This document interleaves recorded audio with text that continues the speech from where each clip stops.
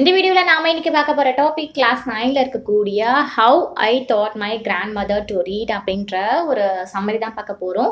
So ரொம்ப ஒரு மோட்டிவேஷ்னலான ஸ்டோரின்னு சொல்லலாம், ரொம்ப சூப்பராக அழகான ஒரு கதைன்னு சொல்லலாம். நம்ம சப்ஸ்கிரைபர் தொடர்ந்து சில பேர் பர்டிகுலர் இந்த சாப்டர் எக்ஸ்பிளைன் பண்ணுங்க அப்படின்னு கேட்டிருந்தாங்க. ஸோ அவங்க எல்லாருக்காகவும் ஸ்பெஷலாக இந்த வீடியோ. ஸோ இந்த ஸ்டோரி எழுதின ஆத்தர் யாருன்னு பார்த்தா சுதா மூர்த்தி அப்படின்றாங்க. அண்ட் இன்னொரு சின்ன விஷயம் சொல்கிறேன், இந்த ஸ்டோரி வந்து நான் எந்த ஒரு பாயிண்ட்டும் எந்த ஒரு லைனுமே மிஸ் பண்ணாமல் அப்படியே எழுதி சொல்லியிருப்பேன், ஓகேவா? ஆனால் இதோட ஒரு சின்ன ஷார்ட் சம்மரி வேணும் அப்படின்னா என்னோட இன்னொரு சேனலில் நான் வந்து அதை வந்து அப்லோட் பண்ணியிருக்கேன். ஸோ அதோட லிங்க்கையும் நான் அந்த டிஸ்கிரிப்ஷனில் வந்து கொடுக்குறேன். ஸோ உங்களுக்கு ஷார்ட் சம்மரியாக வேணும் அப்படின்னா நீங்கள் அங்கேயும் போய் வந்து லிசன் பண்ணிக்கலாம். இது ரொம்ப டீட்டெயில் வெர்ஷனாக இருக்கும், அது வந்து ரொம்ப குட்டி வெர்ஷனாக இருக்கும், ஓகேவா? ஸோ உங்களோட விருப்பத்துக்கு ஏற்ற மாதிரி நீங்கள் வந்து பார்த்துக்கலாம். இப்போ நம்ம ஸ்டோரியோட ஸ்டார்டிங்லேருந்து போயிடலாம், ஓகே? ஸ்டோரி எங்கே ஸ்டார்ட் ஆகுது அப்படின்னா நார்த்து கர்நாடகாவில் இருக்க ஒரு சின்ன கிராமத்தில் ஸ்டார்ட் ஆகுது. ஸோ அந்த காலத்தில் எல்லாமே, அதாவது ஸ்டோரி நடக்கிற அந்த காலத்தில் எல்லாமே டிரான்ஸ்போர்ட் ஃபெசிலிட்டிஸ் அப்படிங்கிறது ரொம்ப ஃபாஸ்ட்டாலாம் இல்லையா. ஸோ மார்னிங் நியூஸ் பேப்பர் கூட ஆஃப்டர்நூன் தான் அங்கே இருக்கக்கூடிய மக்களுக்கு வந்து சேருமா. வீக்லி மேகசின்ஸ் எல்லாமே ஒரு நாள் லேட்டாக தான் வருமா. ஸோ அந்த ஊரில் இருக்க எல்லாருமே ரொம்ப பிஸியாக வெயிட் பண்ணிட்டு இருப்பாங்களாம். எதுக்காக அப்படின்னு பார்த்தா பஸ்ஸுக்காக. ஏன்னா அந்த வர பஸ்ஸில் தான் news paper, letters, weekly magazines எல்லாமே வருமா. ஸோ அந்த காலத்தில் கன்னடா லாங்குவேஜில் வந்து ட்ரிவேணி அப்படின்னு ஒரு ஃபேமஸான ஒரு ரைட்டர் ஒருத்தவங்க வந்து இருந்தாங்க. ஸோ ட்ரிவேணி அவங்கள பற்றி சொல்லணும் அப்படின்னா அவங்க எல்லாருக்குமே ஒரு ஆர்டினரி பீப்புள், அவங்களோட எமோஷன்ஸு, அவங்களோட லைஃப் ப்ராப்ளம், சைக்காலஜிக்கல் ஃபீலிங்ஸ் மாதிரி அவங்க எழுதுகிற புத்தகத்தில் வந்து இருக்குமா. ஸோ சிம்பிளான லாங்குவேஜில் வந்து எழுதுவாங்க. ரொம்ப காம்ப்ளிகேட்டடான வேர்ட்ஸ் எல்லாம் போட்டு அதுக்காக ஒரு டிக்ஷனரி போட்டு அதுக்காக ஒரு சர்ச் பண்ணுற மாதிரி வார்த்தைகள்லாம் போடாமல் ரொம்ப சிம்பிளாக வந்து எழுதுவாங்களாம். எல்லா மக்களுக்கும் ரொம்ப கனெக்ட் ஆகிற மாதிரி எழுதுவாங்களாம். ஸோ அவங்களோட ஃபேமஸ் நாவலில் ஒன்று தான் காஷி யாத்ரா அப்படிங்கிறது. ஸோ அது வந்து கர்மவீரா அப்படின்னு ஒரு கன்னட வீக்லி மேகசின் சீரியலில் கூட வந்து வந்துருந்துச்சான். ஸோ அவ்வளோ ஃபேமஸான நாவல் அப்படின்னு பார்க்கலாம். அந்த நாவலோட மெயின் கேரக்டரில் வந்து ஒரு பாட்டி ஒருத்தவங்க வந்து வருவாங்களாம். ஸோ அவங்களுக்கு லைஃப்பில் ஒரு பெரிய ஆசை என்ன அப்படின்னா காஷிக்கு போகணும் அப்படிங்கிறதான். ஸோ ஹிந்துஸ் நிறைய பேரோட நம்பிக்கை என்ன அப்படின்னு பார்த்தா, பொதுவாகவே நம்பிக்கை என்ன அப்படின்னு பார்த்தா காஷியில் போய் லார்ட் விஸ்வேஸ்வரா அவங்க காட் இருக்காங்களே அவங்கள வந்து வர்ஷிப் பண்ணினா ரொம்ப பெரிய புண்ணியம் கிடைக்கும் அப்படின்ற மாதிரி வந்து சொல்லுவாங்க. ஸோ அந்த பாட்டியும் அதுக்கு ரொம்பவே வந்து ஒரு நம்பிக்கையானவங்க, கடவுள் நம்பிக்கை. அதனால் எப்படியாவது காசிக்கு போகணும், அந்த கடவுளை பார்க்கணும் அப்படின்றது தான் அந்த ஸ்டோரியோட காஷி யாத்திரா அந்த ஸ்டோரியோட கதையாகவே இருந்துச்சு. அந்த ஸ்டோரியில் வந்து ஒரு ஆர்ஃபன் பொண்ணு ஒன்று வந்து இருப்பாங்க, ஒரு அனாதை பொண்ணு வந்து இருப்பாங்க, அம்மா அப்பா இல்லாத ஒரு பொண்ணு வந்து இருப்பாங்க. அவங்க வந்து ஒருத்தவங்க வந்து லவ் பண்ணுவாங்க. ஆனால் கல்யாணம் பண்ண காசு இல்லாதனால கல்யாணம் வந்து தள்ளி போயிட்டே இருந்தாங்க. கடைசியில் என்னன்னா அந்த பாட்டி வந்து அவங்க கொஞ்சம் கொஞ்சமாக சேர்த்து வச்சிருப்பாங்களே காசிக்கு போகணுன்ற காசை. ஸோ அது எல்லாமே சேவ் பண்ணிட்டு அந்த பொண்ணுக்கு வந்து கொடுத்துருவாங்களாம். அந்த பாட்டி வந்து சொல்லுவாங்களாம், அந்த பொண்ணுக்கு கொடுக்குற சந்தோஷம் தான் எனக்கு வந்து முக்கியம். ஏன்னா அந்த சந்தோஷத்துல தான் அந்த அந்த லார்ட் விஸ்வேஸ்வராவை நான் வந்து வர்ஷிப் பண்ண வேண்டிய பெரிய புண்ணியம், அந்த புண்ணியத்தை நான் இதில் வந்து அடைகிறேன் அப்படின்ற மாதிரி வந்து அந்த நாவலில் வந்து சொல்லியிருப்பாங்களாம். இப்போ வந்து நம்ம ரியல் ஸ்டோரிக்குள்ளே வருவோம். அப்போது வந்து நரேட்டர் இப்போ நம்ம இருக்க ஸ்டோரி எக்ஸ்பிளைன் பண்ணிட்டு இருக்காங்க இல்லையா. ஸோ அவங்களுக்கு வந்து கிட்டத்தட்ட ஒரு 12 வயசு தான் இருந்துச்சு. ஸோ அவங்களுக்கு வந்து காஷி யாத்ரா அந்த ஸ்டோரியை வந்து லவுடாக படித்து வந்து அந்த பாட்டிமாக்கு வந்து காமிச்சிட்டு இருப்பாங்களாம். அந்த பாட்டி பேர் ரொம்ப ஒரு இன்ட்ரெஸ்டாக அந்த ஸ்டோரி எல்லாமே கேட்பாங்களாம். அவங்க எல்லா வேலையும் மறந்துட்டு ஃபுல்லாக கான்சென்ட்ரேஷன் அந்த ஸ்டோரியை வந்து கேட்க வந்து ஆரம்பிச்சாங்க. எந்த அளவுக்கு ஞாபகம் வச்சுப்பாங்க அந்த ஸ்டோரி அப்படின்னு பார்த்தா, திரும்பி கேட்ட அந்த லைனை கூட வந்து மனப்பாடம் பண்ணி சொல்லுவாங்களாம். படிக்க தெரியாது, பட் இவ வந்து சொல்கிறா இல்லையா, எக்ஸ்பிளைன் பண்ணுறா இல்லையா, அந்த ஸ்டோரியை கதையை படித்து காமிக்கிறாங்க இல்லையா, அதை வந்து அவ்வளோ ஞாபகமாக வச்சுருப்பாங்களாம். ஏன்னா அந்த ஸ்டோரியோட அந்த நாவலோட நம்ம இந்த பாட்டிமா வந்து ரிலேட் பண்ணிக்கிறாங்க. ஏன்னா இவங்களுக்கும் காஷிக்கு போகணும் அப்படின்றது ரொம்ப ஆசை. அந்த கதையில் வர ட்ரிவேணி எழுதின கதையில் வர பாட்டிமாக்கும் அந்த எப்படியாவது நம்ம வந்து காஷிக்கு போகணுன்ற ஆசை அப்படின்னால 2 பேரையும் சேம் பாட்டியாக வந்து கம்பேர் பண்ணி பார்த்துப்பாங்க. ஸோ அவங்க இடத்துல இவங்களை வச்சு பார்க்கறதுனால ஒவ்வொரு எபிசோட் வரும்போதும் ரொம்ப இன்ட்ரெஸ்டாக வந்து ஈகராக வெயிட் பண்ணிட்டு வந்து இருப்பாங்களாம். ஸோ இவங்க ஈவினிங் டைம்லலாம் வந்து கோவில் பக்கம்லாம் போயாச்சு அப்படின்னா இவங்க பேட்டியும் பாட்டியும் போவாங்களாம். ஸோ இவங்க பேட்டி வந்து ஒரு பக்கமாக விளையாட வந்து போயிடுவாங்களாம். ஆனால் அந்த பாட்டி வந்து இவங்களுக்கு அந்த வயசான சக தோழிகள் இருப்பாங்களே அதே பாட்டிமார்கள். ஸோ அவங்க கூட சேர்ந்து இவங்க இன்னைக்கு டிஸ்கஸ் பண்ண படித்த கேட்ட கதைகள் எல்லாத்தையுமே வந்து அங்கே இருக்க பாட்டிமா கூட எல்லாத்தையும் லேட்டஸ்ட் எபிசோட்லாம் வந்து டிஸ்கஸ் பண்ண வந்து ஸ்டார்ட் பண்ணுவாங்களாம். ஸோ இவங்க வந்து நினைப்பாங்களாம், நம்மளோட நரேட்டர் வந்து நினைப்பாங்களாம், ஒரு கதைக்கு ஒரு ஸ்டோரிக்கு இவ்வளோ எக்ஸைட்மெண்ட் ஆகுறாங்களே. ஏன்னா அப்போ வந்து அவங்களுக்கு வந்து 12 வயசு தான். இல்லையா? ஏன்னா ஒரு கதைக்கு போய் இவ்ளோ எக்ஸைட் ஆகி, இவ்ளோ பாட்டிமார்கள்லாம் உட்காந்து பேசிட்டு இருக்காங்களே அப்படின்னு நினைப்பாங்களாம். ஸோ ஒரு நாள் என்னாச்சு அப்படின்னு நரேட்டர் வந்து அவங்களோட கசின் கூட கிராமத்துக்கு வந்து போயினாங்க. வேற ஒரு கிராமத்துல வந்து போயிட்டாங்க. ஏன்னா கல்யாணம் அப்படின்றதுனால, ஒரு ஃபங்ஷன் அப்படிங்கிறனால. ஸோ 2 நாள்ல ஸ்டே பண்ணிட்டு வந்துடலாம் அப்படின்றது தான் பிளானு. பட் நாங்க ரொம்ப ஜாலியா இருந்ததுனால 1 வீக் மேல அங்கேயே ஸ்டே பண்ற வேண்டிய சிச்சுவேஷன் வந்து ஆயிடுச்சாம். அதுக்கப்புறமா நம்மளோட நரேட்டர் வீட்டுக்கு திரும்பி வரும்போது பாட்டி அழுகுற மாதிரி வந்து தெரிஞ்சது. ரொம்ப சேடா இருக்க மாதிரி தெரிஞ்சது. நரேட்டர் ரொம்ப ஸ்ட்ராக் ஆகிட்டாங்க. சரி என்னாச்சு? ஏன் கஷ்டப்படுறீங்க? எதுக்கு இவ்ளோ சோகமா இருக்கீங்க? அப்படின்னு கேட்கும்போது, இல்ல ஒண்ணும் இல்ல அப்படிமா தலையாட்டிட்டாங்களாம். சரி ஏதோ பிரச்சனை அப்படின்ற மாதிரி வந்து விட்டுட்டாங்க போல. நைட் டைம் வந்து நம்மளோட நரேட்டர் வந்து மேல படுத்திருக்கும்போது வந்து பாட்டிமா வந்து நல்ல ஒரு பிரகாசமான ஒரு வெளிச்சம். ஓகேவா? நல்ல பௌர்ணமி நிலவு அன்னைக்கு. ஸோ அந்த டைம்ல வந்து வந்துட்டுருக்காங்க. வந்து பக்கத்துல வந்து உட்கார்ந்தாங்களாம். ஸோ அவங்களோட கைய பிடிச்சு ஃபோர்ஹெட் மேல தலை மேல வந்து கைய வந்து வச்சு இது பண்ணியிருக்காங்க. அப்பதான் பாட்டி வந்து ஏதோ மனசுக்குள்ள இருக்க நம்மகிட்ட சொல்ல வராங்களோ அப்படின்ற மாரி வந்து நரேட்டருக்கு வந்து ஃபீல் ஆகுது. "என்ன பாட்டி என்னாச்சு சொல்லுங்க?" அப்படின்ற மாரி கேட்குறாங்க. "நான் சின்ன வயசுல இருக்கும்போது என் அம்மா வந்து செத்துட்டாங்க." பாட்டி வந்து அவங்களோட ஃப்ளாஷ்பேக் ஸ்டோரி வந்து சொல்றாங்க. "நான் சின்ன வயசா இருக்கும்போது என்னோட அம்மா செத்துட்டாங்க. எனக்கு கைட் பண்றதுக்கு யாருமே கிடையாது.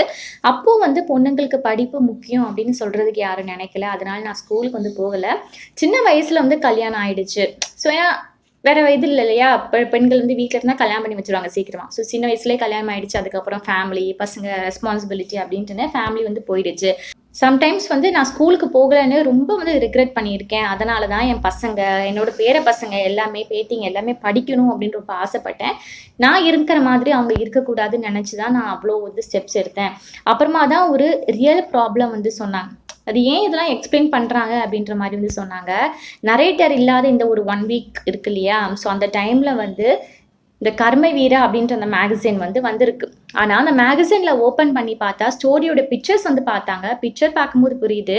ஆனா அவங்களால அந்த வேர்டிங்ஸ் எதுவுமே வந்து படிக்க முடியல. ஸோ ரொம்ப தடவ அந்த பேஜஸ் மேல கைய வச்சு வச்சு பார்த்தாலும் சம்வாட் அவங்களுக்கு தெரியுது நமக்கு படிக்க தெரியாது, எதுவுமே பண்ண முடியல அப்படின்ட்டுன்னு. ஸோ என்ன பண்ணேன்? எனக்கு நான் அந்த எபிசோட வந்து மிஸ் பண்ணவும் முடியல. ரொம்ப நான் வந்து ரொம்ப ஹெல்ப்லெஸ்ஸா வந்து ஃபீல் ஆனேன்.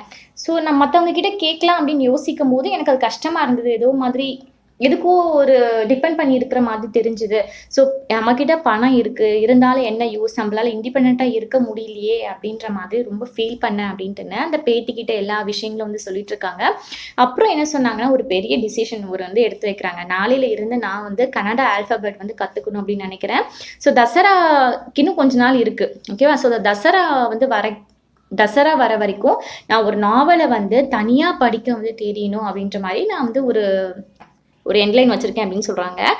ஸோ பேத்திக்கு வந்து பயங்கர ஷாக்கு நம்ம நரேட்டருக்கு. ஏன்னா அப்ப 12 வயசு தானே. ஓகேவா? ஸோ 65 வயசு பாட்டி. ஆனா என்ன டிட்டர்மினேஷன் எவ்ளோ ஸ்ட்ராங்கா இருக்காங்கன்னு ஸ்ட்ராக் ஒரு பக்கம்.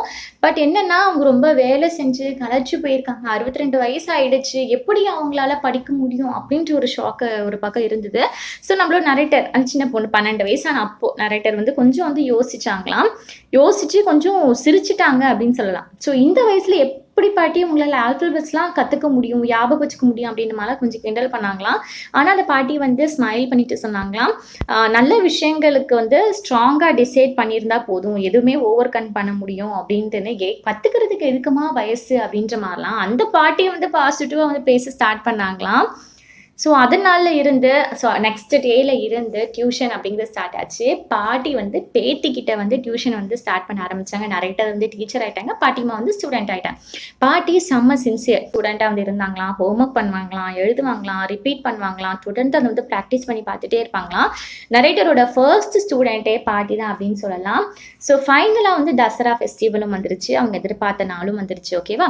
ஸோ நரேட்டர் வந்து அந்த ஃபுல்லா அந்த நம்மளோட அந்த சின்ன பொண்ணான அந்த நரேட்டர் வந்து அந்த சீக்ரெட்டா அந்த ஃபுல் காஷி யாத்ரா நாவலுமே வாங்கிட்டாங்க. ஸோ அப்போ வந்து ஃபுல் எபிசோடுமே வந்து வெளிய வந்துருச்சு. ஸோ நாவலுமே வாங்கிட்டு பாட்டிக்கு கிஃப்ட் குடுக்கணும் அப்படின்னு மாரி வச்சிருந்தாங்களாம். ஸோ பாட்டி வந்து அவங்களோட பூஜை ரூமுக்கு வந்து நம்மளோட நரேட்டர வந்து கூட்டிட்டு போனாங்களாம். ஒரு ஸ்டூல் மேல உட்கார வச்சு ஒரு கிஃப்ட்ட வந்து குடுத்தாங்க. அதுக்கப்புறம் அன்எக்ஸ்பெக்டடா நரேட்டரோட கால்ல வந்து பாட்டி வந்து விழுந்து தொட்டாங்களாம். ஸோ நரேட்டருக்கு ரொம்ப ஷாக் ஆயிடுச்சாம். ஏன்னா, சின்ன வயசு சின்னவங்க கால்ல வந்து பெரியவங்க விழக்கூடாது அப்படின்ட்டு ஒரு இது ஏன் ஒரு ரெஸ்பெக்ட் மரியாதைக்கு நிமித்தமா இருக்காது அப்படின்றதுனால, அதுவும் அந்த காலகட்டத்தில ரொம்பவே இருக்கும் இல்லையா? ஸோ ஷாக் ஆயிட்டு, "என்ன பாட்டி இப்படி பண்றீங்க?" அப்படின்னு கேட்கும்போது, "நான் வந்து என்னோட பேத்தி கால்லலாம் ஒண்ணும் விழல. நான் வந்து என்னோட ஆசிரியர் காலெல்லாம் விழுறேன். ஸோ ஆசிரியர்களுக்கு மரியாதை குடுக்கணும் அப்படின்ட்டு நம்மளோட சாஸ்திரங்கள் எல்லாமே சொல்லுது இல்லையா? இது கூட புனிதமான விஷயம் தான்." அப்படின்ற மாரிலாம் சொல்றாங்க. ஸோ நம்மளோட பேத்திக்கு வந்து ரொம்ப நெகிழ்ச்சி ஆயிடுச்சு. ஸோ இவங்களும் வாங்கி வச்சிருந்த அந்த கிஃப்ட் அந்த நாவல் புக்கை வந்து நம்மளோட பாட்டிமா கிட்ட வந்து கொடுக்குறாங்க. ஸோ அந்த பாட்டிமா வந்து அந்த புக்கை வாங்கி பார்த்ததுமே டைட்டில வந்து கான்ஃபிடென்ட்டா படிச்சாங்களாம். ஏன்னா இப்போதைக்கு அவங்களுக்கு படிக்க தெரியும் இல்லையா? ஸோ காஷி யாத்ரா அப்படின்ற மாதிரி. ஸோ அப்போ நரேட்டருக்கு வந்து புரிஞ்சு போச்சு. மீன்ஸ் அந்த சின்ன பொண்ணுக்கு வந்து புரிஞ்சு போச்சு. என் ஸ்டூடெண்ட் ஒரு சூப்பரா பாஸ் ஆயிட்டா அப்படின்ற மாரி. மனசுக்குள்ள வந்து ரொம்ப ஹாப்பியா வந்து ஃபீல் பண்ணாங்களாம். ஓகேவா? ஸோ இதோட இந்த லெசன் முடிஞ்சுது. ஸோ இந்த லெசன் மூலியமா நமக்கு என்ன சொல்ல வராங்க? ஒரு பிக்கஸ்ட் லெசன் அப்படின்னு சொல்லலாம். ஏன்னா, ஒரு ஆழ்ந்த கருத்துக்கள வந்து வச்சிருக்காங்க அப்படின்னு சொல்லலாம். எஜுகேஷனுக்கு ஏஜ் அப்படிங்கிறது ஒண்ணும் கிடையாது. டிட்டர்மினேஷன் இருந்தா எதையுமே நம்மளால கத்துக்க முடியும். ஆர்வம் இருந்தா எதையுமே நம்மளால கத்துக்க முடியும் அப்படின்னு சொல்றாங்க. டீச்சர்ஸ்க்கு ரெஸ்பெக்ட் எவ்ளோ முக்கியம் அப்படின்னு சொல்ல வராங்க. ஏன்னா 12 வயசு எங்க இருக்கு? 62 வயசு எங்க இருக்கு? அப்படியே ரிவர்ஸ் செக்ஷன் இல்லையா? பட் இருந்தாலுமே அவங்க ஒரு ஆசிரியர் அப்படின்னு மரியாதை குடுத்து கால்ல விழுந்தாங்க இல்லையா? தொட்டு கும்பிட்டு ஆசீர்வாதம் வாங்குனாங்க இல்லையா? அதுலயே அவங்களோட மரியாதை அப்படிங்கிறது தெரிஞ்சது. ஸோ டீச்சர்ஸ்க்கு எவ்வளோ ரெஸ்பெக்ட் குடுக்கறது முக்கியம் அப்படின்னு தெரிய வருது. ஸோ ட்ரூவா இண்டிபெண்டன்ட்டா படிப்பு நம்ம இண்டிபெண்டன்ட்டா இருக்கணும் அப்படின்னா, படிப்பு எவ்வளோ முக்கியம் அப்படிங்கிறதும் தெரிய வருது. ஓகேவா? இதுக்கு கிட்டத்தட்ட எனக்கு இது ஒரு தாய்க்கிழவி படம் பார்த்த ஃபீல் தான் இருந்தது. ஸோ இந்த தாய்க்கிழவி படம் நீங்க பார்த்திருப்பீங்களான்னு தெரியல. பட் டைம் இருந்தா கண்டிப்பா பாருங்க. பயங்கர மெசேஜ் வந்து சொல்லியிருப்பாங்க. இது நான் ப்ரொமோஷனுக்காகலாம் சொல்லல. அதனால லாஸ்ட்டா வந்து சொல்றேன். எனக்கு இந்த லெசன் பார்க்கும்போது அந்த பாட்டி அதெல்லாம் பார்க்கும்போது எனக்கு அந்த படம் ஞாபகம் வந்துருச்சு. பெண்களுக்கு கல்வி அப்படிங்கிறது எவ்வளோ முக்கியம்? தலை நிமிர்ந்து எவ்வளோ இதா நம்ம வாழணும் அப்படின்றது நெறைய விஷயங்கள் வந்து சொல்லியிருப்பாங்க. நீங்க கண்டிப்பா வந்து அந்த மாதிரி படங்கள்லாம் பார்க்கணும் ஒன் டைமாவது. ஓகேவா? ஸோ நான் சொன்ன விதம் புரிஞ்சதுன்னா வீடியோக்கு ஒரு லைக்க போடுங்க. ஃப்ரெண்ட்ஸோட வாட்ஸ்அப் குரூப் எல்லாமே ஷேர் பண்ணி விடுங்க. அண்ட் இன்னொன்னு என்னன்னா நம்மளோட ஜாயின் பட்டன் கூட இருக்கு. நம்மளோட சேனல்ல மெம்பர்ஷிப்பா ஜாயின் பண்றீங்க அப்படின்னா, உங்களோட விருப்பம் இருந்தா நீங்க தாராளமா ஜாயின் பண்ணலாம். அது உங்களோட இஷ்டம். ஸோ அத கிளிக் பண்ணி பார்த்து நீங்க பார்த்துக்கோங்க. நம்ம சேனல் கீழ லோகோ இருக்கு இல்லையா? அது பக்கத்திலேயே ஜாயின் அப்படின்ற ஆப்ஷன் இருக்கும். ஸோ நீங்க அதுக்கேத்த மாதிரி வந்து பண்ணிக்கலாம். இந்த லெசனோட ஷார்ட்டா வெர்ஷன் அப்படிங்கிறத இன்னொரு சேனல்ல நான் குடுத்துருக்கேன். அதோட டிஸ்கிரிப்ஷன் இங்க இருக்கு. ஸோ ப்ளீஸ் அங்க போய் செக் பண்ணி பார்த்துக்கோங்க. ஓகே. ஸோ நம்ம நெக்ஸ்ட் வேற ஒரு வீடியோல மீட் பண்ணலாம். Thank you.